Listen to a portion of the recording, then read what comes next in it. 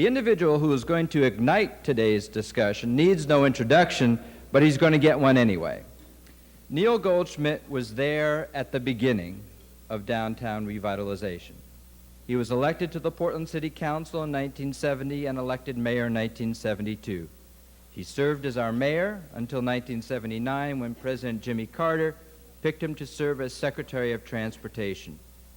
Neil returned to the Northwest in 1981 and served as an executive for Nike until his election as governor in 1986. Upon completing his term as governor, Neil formed a law practice focused primarily on strategic planning and problem solving for national and international businesses.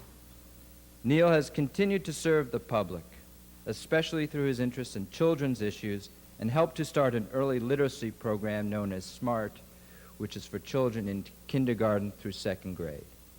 Please join me in welcoming Neil Goldschmidt.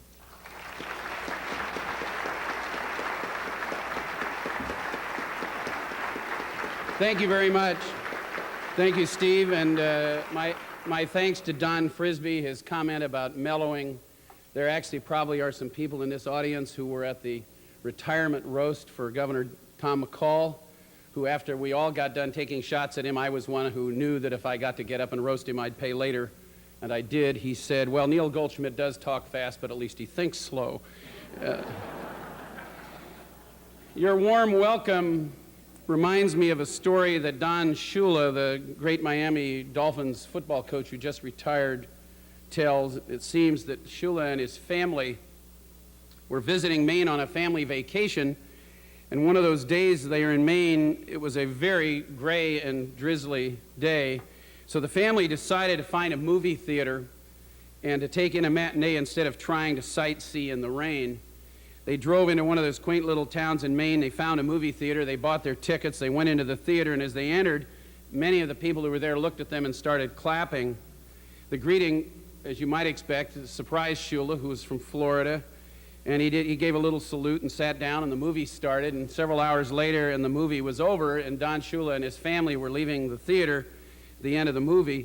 An older gentleman who had been sitting in the row opposite him crossed over to shake the coach's hand and said, thank you for coming, and Shula responded. He said, gee, that's really nice of you, and I was pleased to be greeted by your applause, and frankly quite surprised that all of you recognized me all the way up here in Maine, to which the man said, oh, I don't have the foggiest idea who you are.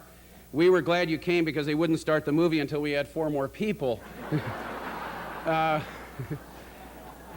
You get the drift of what I'm saying here. After accepting this invitation to speak, this is the first time I have been here since my last visit with you when I was leaving the office as governor. I had some second thoughts because obviously I could be accused of being big on ideas about cities and short on details, because I am obviously a long number of years now, since '79, away from city government. And just as I was beginning to despair and about to call the program chairman back and say this is a bad idea, get somebody else, I remembered Mark Twain, because Twain was once asked how to combat the new menace of submarines, and he said that's easy, boil the ocean. And when he was asked how to go about boiling the ocean, he said, look, it's enough for me to dream up the solution. It's up to you to boil the water. I said, oh, I can do this good, I mean, at least. Once when visiting New York City, Winston Churchill visited a man we all grew up reading his magazines, Henry Luce. And Luce had on his wall one of the former prime minister's landscapes hanging. It was actually in his private office. It's a good picture, Luce remarked to the retired prime minister, but I think it needs something in the foreground, a sheep perhaps. And the following morning, Luce was horrified to receive a call from Winston Churchill's private secretary requesting him to send the painting back. Luce felt he had to comply, and he did, distressed to think that his criticism had caused such offense. A few days later, however, the canvas was returned to him with a single sheep grazing placidly in the foreground. There have been days, both when I was in office and obviously since, that I wish I'd had the ability to redo some of the picture of our downtown. Buildings which I allowed to be built and shouldn't, others which were demolished before your mayor and council got its act together, Some of you may remember the last battle over what we call the American Pants building, in which a man literally said, "I'm tearing down this building because I can do better with a flat parking lot," and we lost this beautiful historic facade near Elephant and Castle.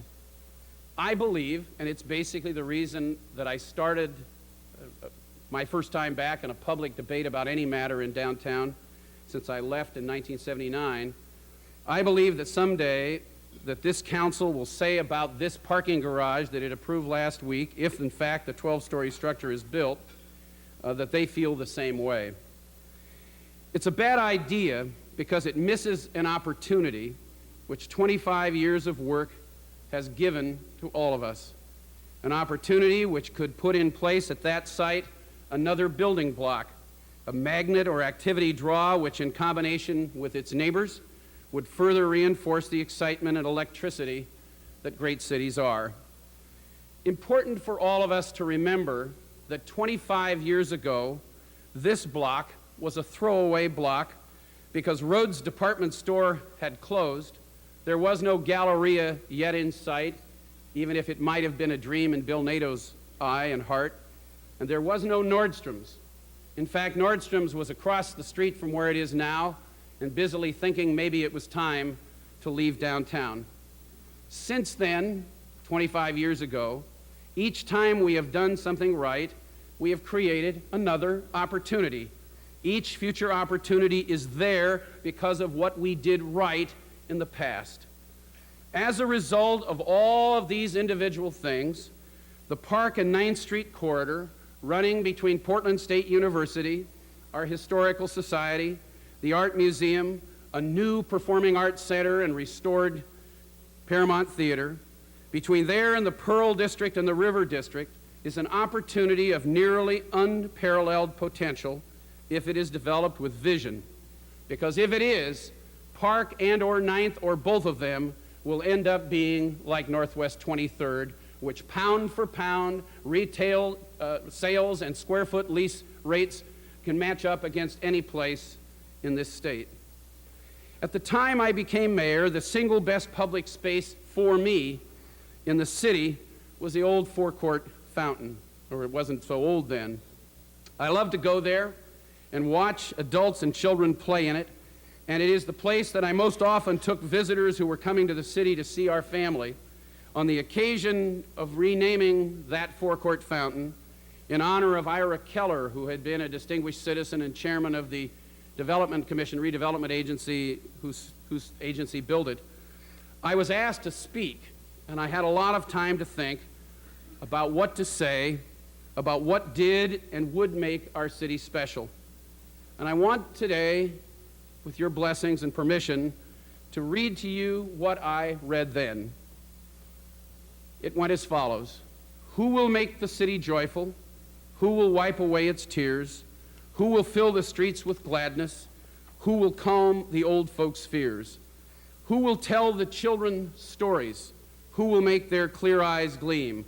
Who will keep the men from killing? Who will give the women dreams?" Maybe 20,000 minstrels, 20,000 poets' words, maybe 50,000 dancers, maybe clowns and talking birds. Flowers on all the city's corners, trees on all the city's streets, maybe fragrance from the sewers, sing-alongs in subway seats.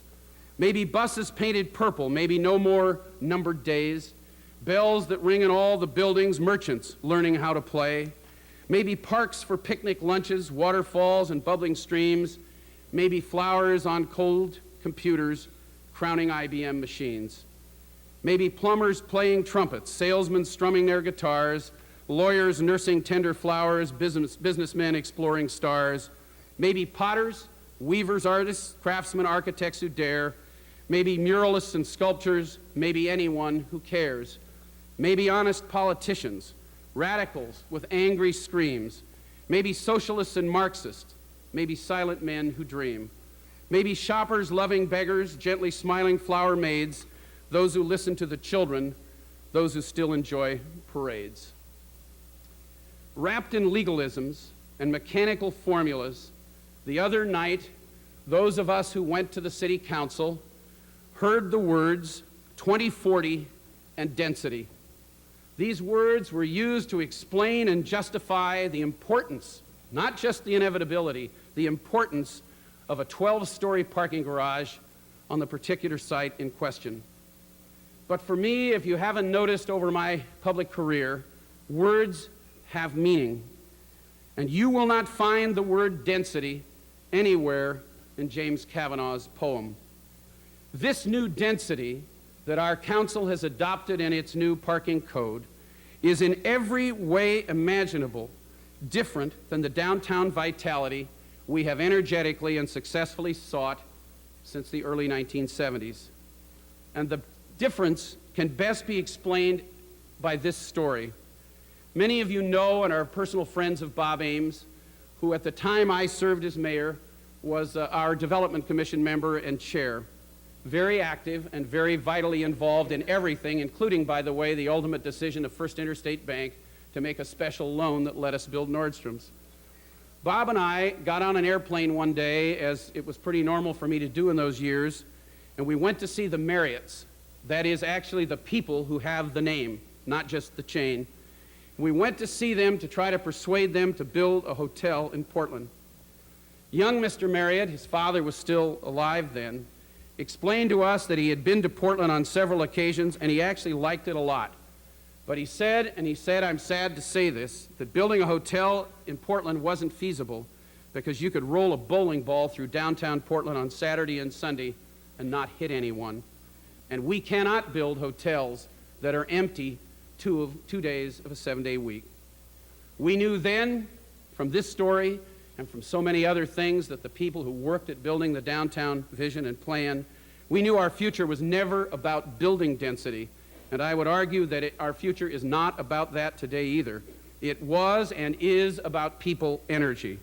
An urban place at its best is a concentration of human activity and people energy. We set out to retrieve it and to assure that it thrived 7 days a week. We wanted to drive people activities into the heart of an area that began at Pioneer Square.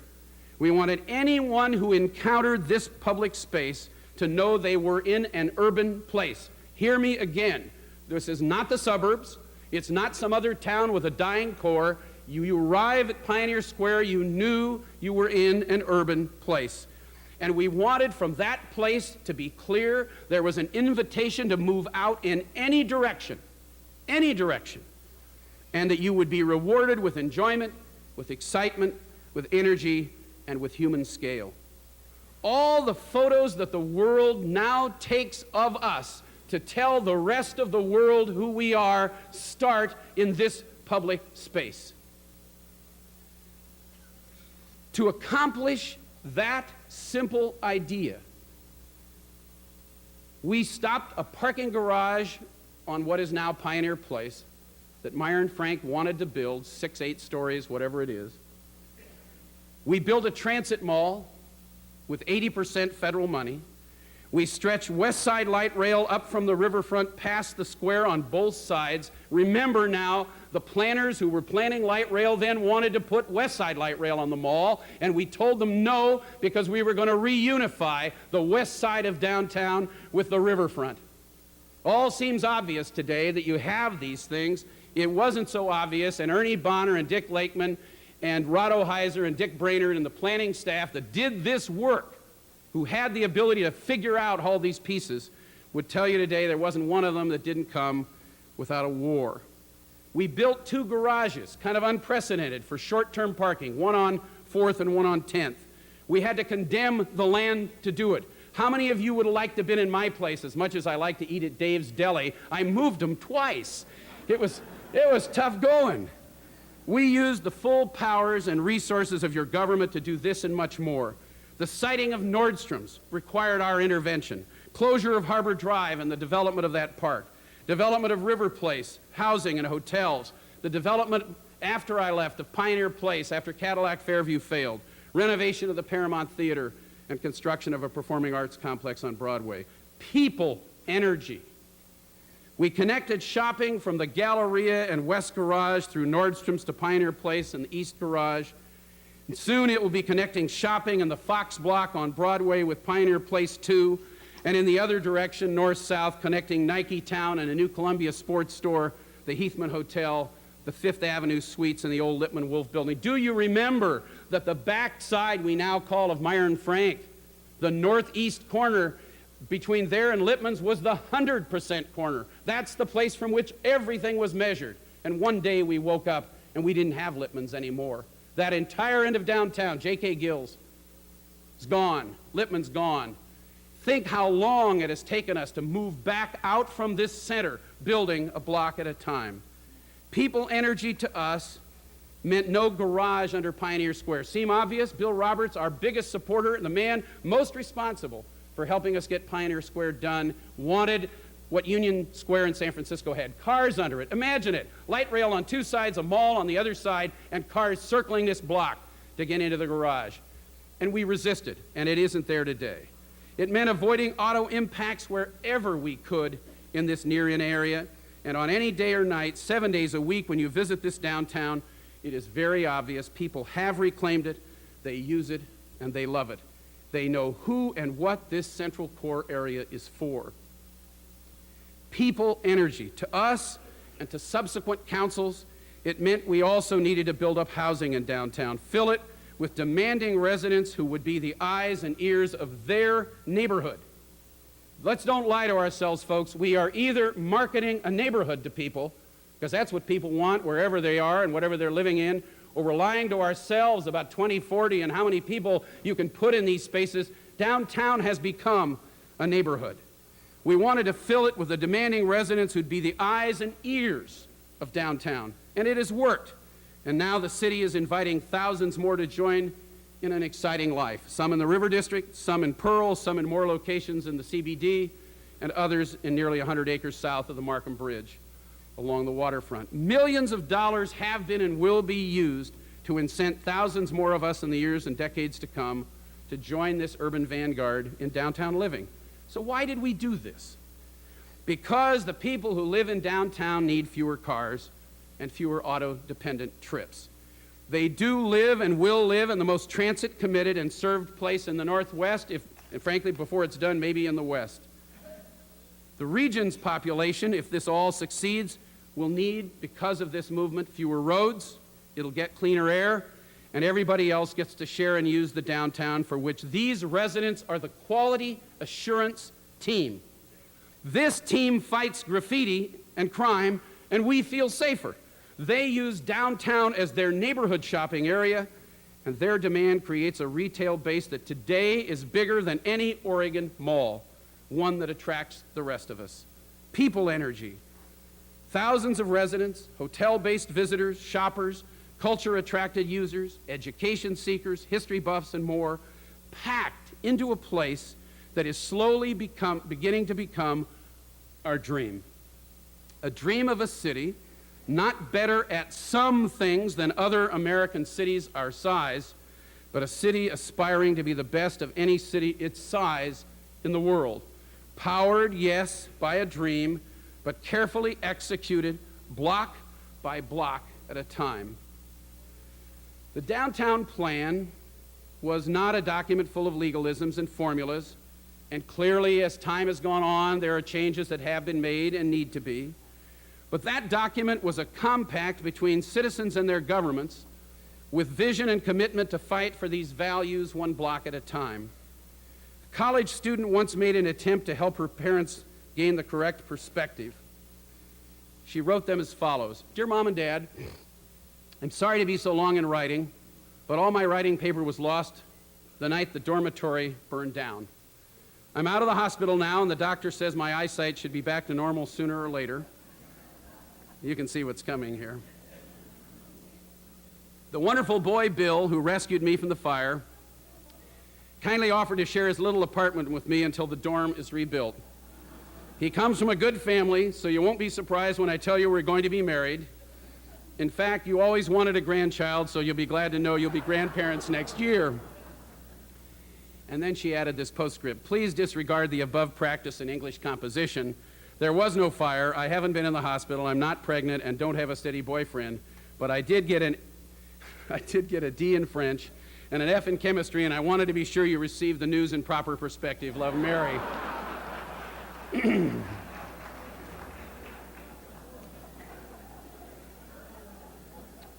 What perspective do we now adopt on the Park Blocks parking garage proposal and our larger vision for the city?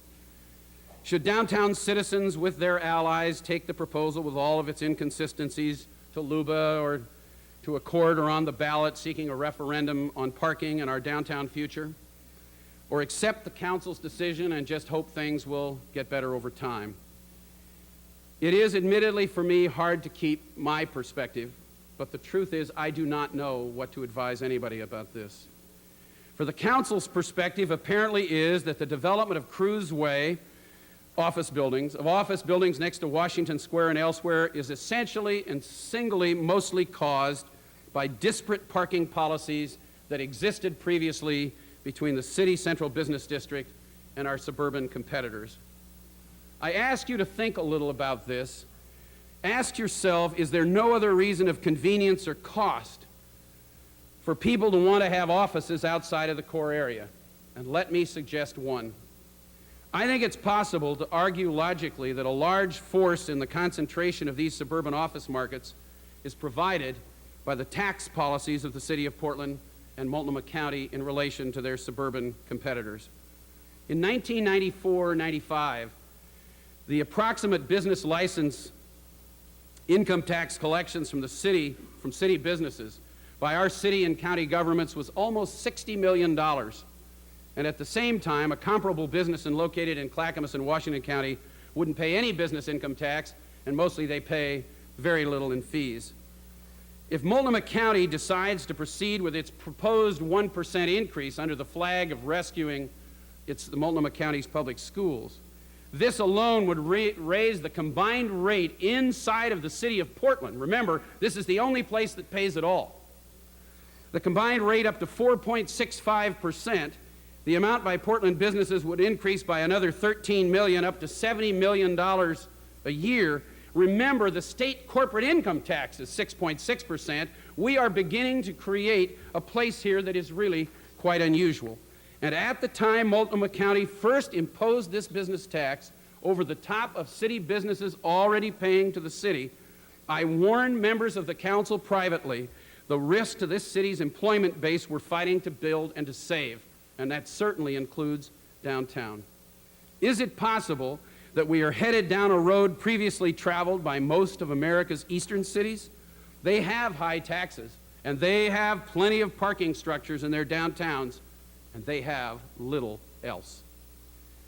What I do know, as opposed to what my perspective ought to be about this particular battle, what I do know is what I feel when I am walking in downtown, talking with store owners, shopkeepers, visitors, developers, shoppers, whoever they may be. I feel that our potential, which we tried to embody in the 1972 downtown plan, was then and today I still believe is only limited by our vision and commitment to achieve it. I know it is our love for this place that brings all kinds of us different folks into contact. Our downtown embraces the creativity, the motion, and person-to-person connecting that no other physical place I have ever found in Oregon life provides. Our city speaks to us of high aspirations and what hard work and community teamwork can achieve.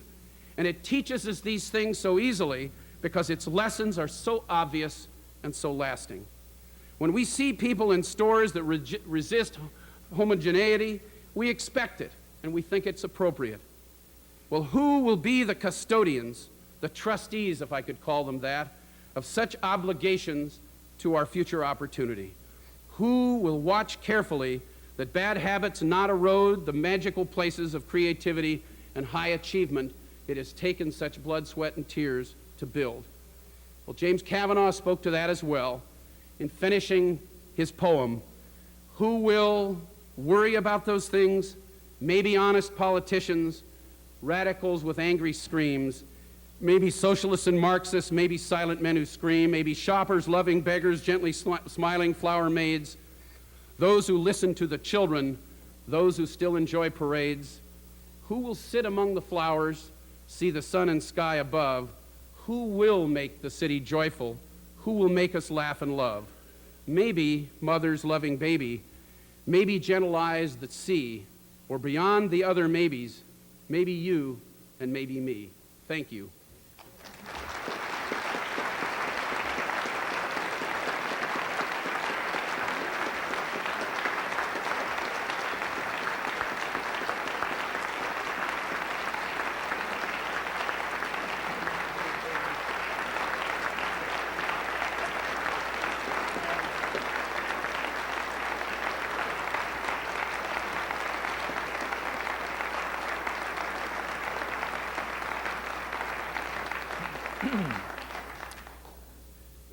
I didn't notice the mellowing part, but maybe we'll find that out later.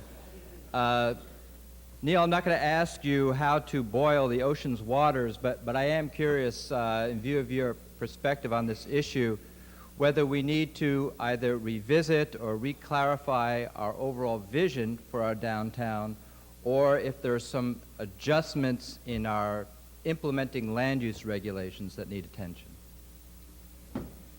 I don't think the vision needs any tinkering at all, and I don't want to be sure that I know what you have to do with the regulations, but let me say this. Most of us who left the council hearing and the hearings officer hearing believe the following. For purposes of building these garages, the downtown plan is history. The hearings officer as much as said so. I'm not faulting her analysis given what she was given to work with. That's her opinion. I think the council may need to revisit this. I can imagine in a relatively short order you could slap up a bunch more of these garages. Imagine for a minute now what you heard in these proceedings. The culture community came in and said they needed more parking to support the opera, the symphony, the art museum. But the art museum itself owns a block next to the Roosevelt Hotel across from the Masonic. I fully expect to and hope they will build a garage to supply themselves the parking they need, and they will supply parking during the day for other purposes as well. And they can do it, and they can enter this garage on a street that doesn't affect the downtown circulation. It's a great location. The applicant in this situation owns another block just north of the Galleria. You can put 600 to 1,000 spaces. I'm not trying to design. And it is on the right street. In fact, I urged one of the commissioners 4 years ago to acquire this block and get more short-term parking supplied to retail. The Fox block will come along soon. It will add parking. Each one of these sort of divided up under the code tell you something. Somebody ought to be looking at the totals. There's only so much street out here. And nobody is, and nobody intends to. So I guess my reaction is they ought to revisit it. I am told now people will have to come to the microphone, and if I'm lucky, nobody will show up at the microphone. I want you all to know that before the first question comes, you are here at a magical moment. I understand the City Club procedure is the first question always goes as it did to somebody here on the platform. I had thought the second question automatically went to Ray Polani, and I'm here to find out that it isn't true. Please. No, I go please. Good afternoon, Governor. My name is Erwin Mandel. I claim to being the newest member of City Club, having signed up less than 48 hours ago, and a fairly new resident in Portland. You mentioned an urban environment, not a suburban environment, and you spoke also about housing. I would like to read you a quote and ask you to react to it. The quote is from the futurist David Pierce Snyder, who at a symposium at PSU on January 13th of this year had this to say: "When we visit Europe, we love the nightlife because people are on the streets. That's because they live downtown, even the wealthy burghers. As long as the movers and shakers of commercial development live in the city, then we will all benefit equally from the flow of revenue. The minute they move to the suburbs and transfer their allegiance to the country club instead of the city club, they will lose concern for the city." What I'm getting at is the notion of finally putting sufficient market rate housing downtown. Well, I think you're right.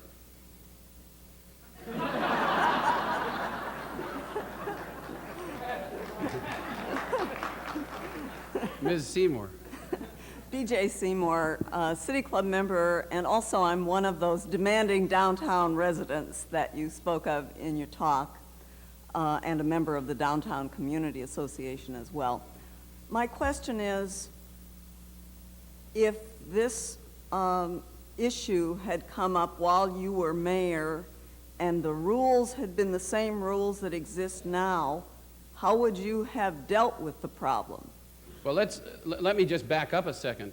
From here, through the period when I left in 1979, until a year ago, I think I'm right about this, you couldn't have built this lot. So ask yourself what it is the council exactly had in mind. Second, if you go look at the code, and I leave this to Rado Heiser and people, just the curb cut exception for a parking garage entry into this garage on Yamhill next to light rail, I'm not sure you can find this exception anywhere else. So how this all came about, I don't know.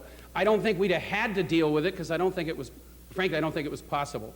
But this is not exactly what is troubling the most to me, BJ, and I want to say this. I don't think this is a war between Doug Goodman and his sons and us. These people, they're members of my synagogue. I don't think you people get to see what they do to help us, have a Jewish community here. I have a lot of wonderful things I could say to you about them, but they are in a particular business. They have a vision about what they want to do for themselves. They're entitled to do that. Nobody should be arguing about that. The question is, what's our vision? I tried to articulate what mine is.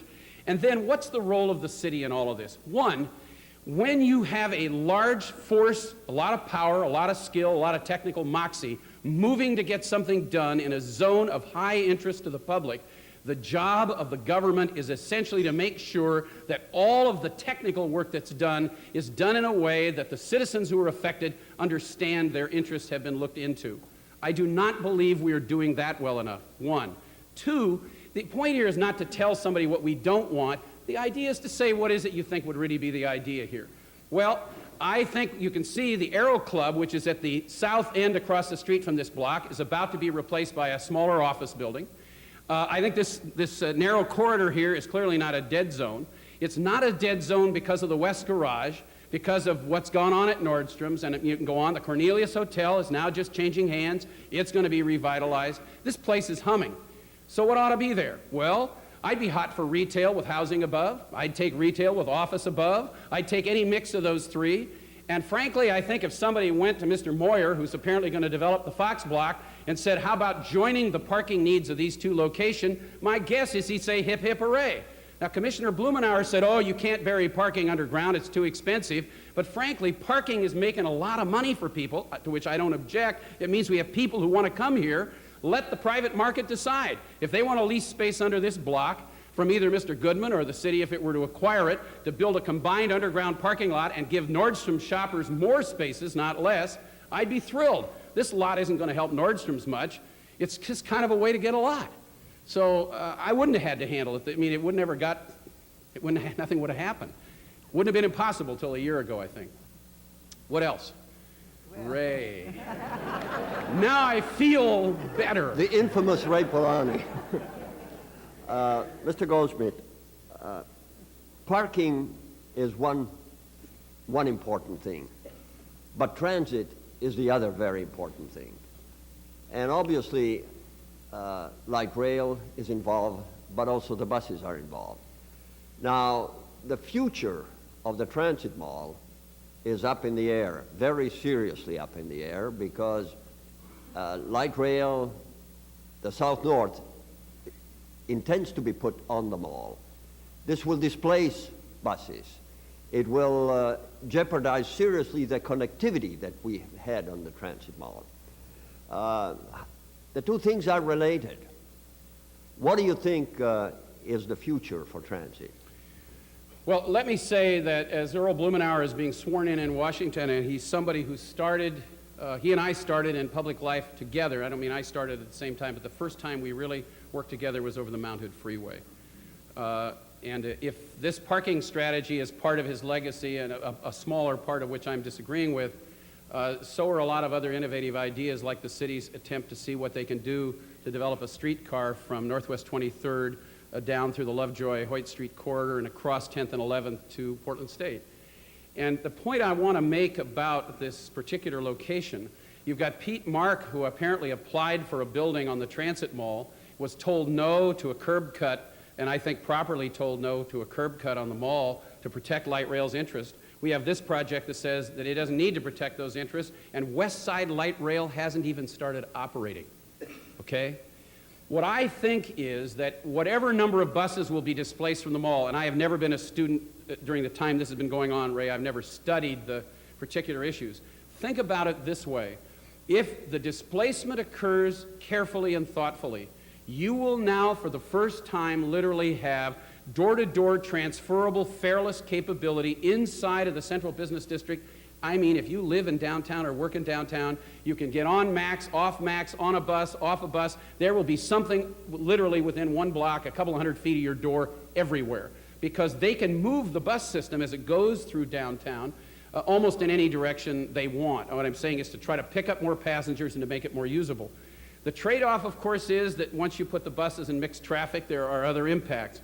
But I think the committee that studied this, I mean, the citizens of downtown and the business people have done more looking at this than I have. I want to focus on the opportunity side, how much more transit is needed in the suburbs, how much more transit availability there is in this zone, and keep encouraging the city to do the things they've been doing. Because in spite of the fact I'm up here having an argument, I think our mayor is one of the greats of all time. Before she's done, people will see what she's gotten done and why. And Charlie Hales and the people who work on his staff, I'm big fans. This is just a place where, as he said, I'm sort of, I've been frozen in amber apparently and haven't quite gotten it yet. Yes, ma'am. My name is Sally Gould, and I am the newest member because I just paid so I could ask a question. I think this is what Bob Packwood's guys did to Wayne Morse here, didn't they? I drove downtown today, and as I drove, I had to go around the block about 16 times to get a parking lot, and then I asked myself, why in the world didn't I take the bus downtown? And then I thought about all the traffic that's going to incur when we add this new parking lot. And when I drive in from the city, we live in Hillsdale, you drive into the city and you look into in a really bad smoggy day, an entire city covered with smog. And I am so disgruntled with our city council. I am so dismayed that they don't listen to the public, that they don't listen to the citizens who are the ones who are going to be going down there. And to see the city all covered with smog, to add more cars, is just absolutely, I just don't know how to even deal with such stupidity. And I think so it's far just, this question is an okay question. I'd want to know why the city council doesn't listen to us, why they would allow a parking lot to go right on a place where you have to drive down the street, you get off, you're going to have to pass over the tracks to park your car. And it just doesn't seem feasible. Plus, you're going to add thousands of cars to the city.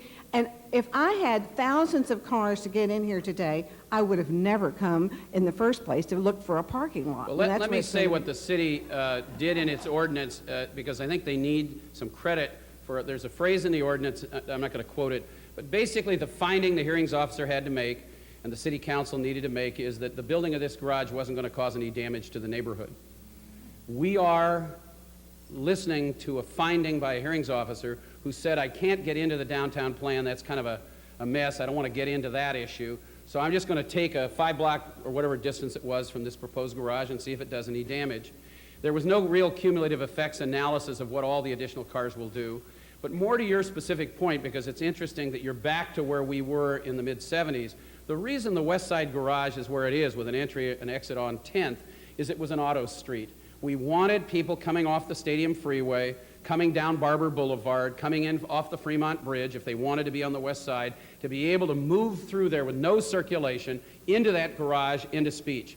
Bill Nato, because we couldn't finance it off of the numbers we had, paid to put footings in that garage that allowed to add a couple of stories because he had the Galleria next door. He thought the potential was there. As usual, he was right, and later it was added, and now additions are going to be done to the garage on 4th. Same principle, off the Morrison Bridge, whatever the dickens you're doing, get them in the garage off the street. Now, if I start shopping at Pioneer Place, which now has its own garage, and with Pioneer Place 2, we will need more parking for it. But if I start there and I want to go to Nordstrom's, it's raining, it is not an accident that Max is fareless. We never wanted those cars moving. This garage is a half-block garage, which by its nature makes it more inefficient. It's technically, in my view, possible to do what they're doing. Frankly, I think the design they've done is pretty good for what it is they're trying to do, where they're trying to put it, but it misses the point. Why would we want to attract cars from the Performing Arts Center, Arlington Club area, down Park to make a left turn across Taylor and into the garage? Why do we want them coming up 9th across the light rail line and coming into that? And the answer is we never wanted them there. We actually had a grant organized from then the Urban Mass Transit Administration to do the treatment that we have on West Side Light Rail between Morrison and Yamhill and out numbers of blocks. I'm talking about brick on the streets, just to say, look, the landscaping and the bricks are a message. This is a place we want folks to walk, shops to start. And this thing is basically an assault on that. Yes, ma'am. Corleen Kraft, City Club member. Okay, is it a fait accompli, or what can we do? Well, I want to describe who's a party in interest here. It's the Downtown Community Association. Bob Shoemaker, their lawyer, is here someplace. You can raise your hand. No, I mean raise it so people can see it. They can ask you afterwards. The answer is you can file an appeal with the Land Use Board of Appeals, with LUBA. The Community Association is the record built to do it. It's likely what you'll get there is a remand. I don't know that you'd get some radical decision. So yes, there are continuing opportunities. And I would leave that for conversations. I think the Downtown Association, as far as I know, Bob, has made no decision yet about whether to appeal. He's agreeing with me, saying no, they have not. I assume they will have a meeting soon to talk about that. I hope that any of you are interested will get involved, because this is not a war between Vera and Charlie and Gretchen and the people who are there. I think they've got something that's just gotten a little beyond their reach and is happening in ways maybe they weren't quite sure was going to happen. Maybe I'm wrong, and maybe they want it to happen, in which case the problem is the problem that I came to talk about today. If it wasn't that problem, I don't think it would be necessary for me to be shooting my mouth off, frankly. So I hope you can talk to Bob about that. Will that do it? I have accomplished something here that when I left office as governor, I swear to God, I never in my life thought I could do again. I got Tom Walsh to come and sit in an audience and listen to me talk. Tom, nice to see you. Miracles do happen. Thank you very much.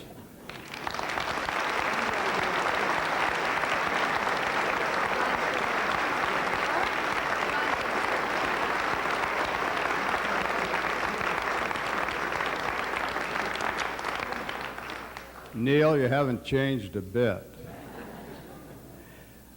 When I sat down after using a certain word, Neil looked at me, and I gathered he didn't like that word mellowing.